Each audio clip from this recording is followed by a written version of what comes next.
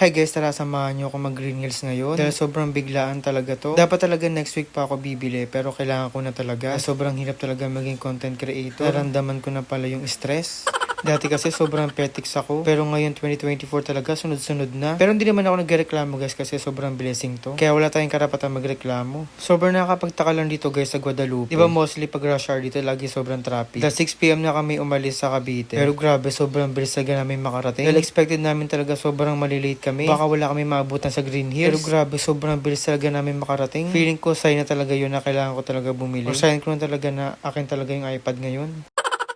At yun na guys, fast forward na ayan, pamunta na kami sa Green Hills dito. Dahil ilang minuto na lang makakarating na kami. Saka sobrang bilis talaga nila magsara ngayon. Kaya buti na lang talaga hindi matraffic sa Guada. Saka sa Mega Mall. Kaya mabilis kami nakarating dito. Kasi ang plan B ko talaga, pag hindi kami nakaabot, na muna ako bibili. Nga lang, sayang naman talaga yung pinanggas ko. Dapat talaga meron ako may maabutan dito. Kaya grabe, this is it. Matagal na akong hindi nakakabalik dito. Yung last na balik ko pa dito, nagpasok ako sa kakilala ko dito. Dahil simula nagka-iPhone ako, sa kanya talaga ako bumibili. Kaya sobrang trusted na talaga ako sa kanya. Ako nga pala yung last customer nila guys. Dahil malapit na sila magsara. Yung unit pa nila is U19. Pero alam ko, kada month ata nag-rotate sila. At pwede rin kayo magpa-swap dito guys. Bumili kayo ng second hand or brand new. Dahil marami kayo makikita ditong iPhone sa kanila. Ayan pala yung contact nila guys. Screenshot mo na lang yan. Bibigay din pala sila ng freebies ha. At saka mababay talaga sila guys. Syempre guys, trusted na ako dito. Nagpa-swap nga pala ako dito guys ng MacBook ko. Swap ko pala sa iPad 10th Gen. Nahihirapan na ako sa laptop ko ngayon kasi kailangan ko talaga mag-edit dito ng bongga. Mas convenient kasi mag-voice over sa iPad. Need ko rin talaga to kasi kailangan ko ng isa pang video. Pero grabe, this is it. I-unbox ko na yung gusto kong iPad. Dapat talaga hindi ko na talaga bubuksan niya kasi gusto ko sa bahay. Gusto ko kasi giyahin yung sa mga nasa TikTok. Pero hindi talaga ako makatiis. Tingnan nyo naman, di ba? Nakuha ko. Sobrang ganda talaga. Kulebulo nga pala yung kinuha ko guys. iPad 10th Gen 64GB. Hindi ko na kinuha yung may cellular. Pwede naman talaga mag-hotspot dito saka wifi. Syempre, binigyan nila ako ng freebies guys, yung AirPods. At meron na rin kasamang screen protector. At saka meron ng libreng free case. At saka guys, sobrang mura ng bigay sa akin dito. At syempre guys, yung mga kasama sa box yung charger saka yung wire. Maganda na pala ang 10th Gen ngayon kasi Type-C na rin pala. Syempre guys, hindi pwede mawala yung manual. Hindi ko naman binabasa yan kasi alam naman natin to. At yung syempre meron na naman kasamang Apple sticker. Hindi ko na muna kinalikot yung iPad kasi pasara na sila. Kaya hinihintay ko na talaga yung resibo ko. Saka kinagandaan dito guys sa Green Hills ha. Meron silang 1-year warranty. Kaya kapag nasira yung iPad nyo or may issue, pwede nyo yan dalhin kahit saan Apple store. Ayan nga pala si Ate Marshall. Sobrang bait niyan, promise. Kaya sa mga gusto bumili ng iPhone, iPad dyan, dito na kayo sa U19 guys. Grabe, sobrang trusted talaga ako sa kanya. Kaya yung tapos na lahat guys, ayan, pupunta muna kami ng MOA. Yung mga kasama ko pala is gutom na. Kaya naisipan ko lang dito kami sa MOA kasi sobrang malapit lang naman to sa Cavite. Dahil sa Green Hills kasi mga sarado na. Kaya kahit late na kami umuwi, okay lang kasi malapit na rin naman tong MOA. Dito na lang kami kumain sa Gilligan's guys. Dahil sobrang affordable naman yung price dito. Saka only rice pa sila ha. Tingnan nyo naman si ate yung in-order namin sisig. Siya pa talaga yung naghalo, diba? At saka sobrang bait niya. Yung in-order ko pala guys, yung chicken fillet. Bago to sa menu nila. Masarap naman siya guys, saka sobrang mura lang niya.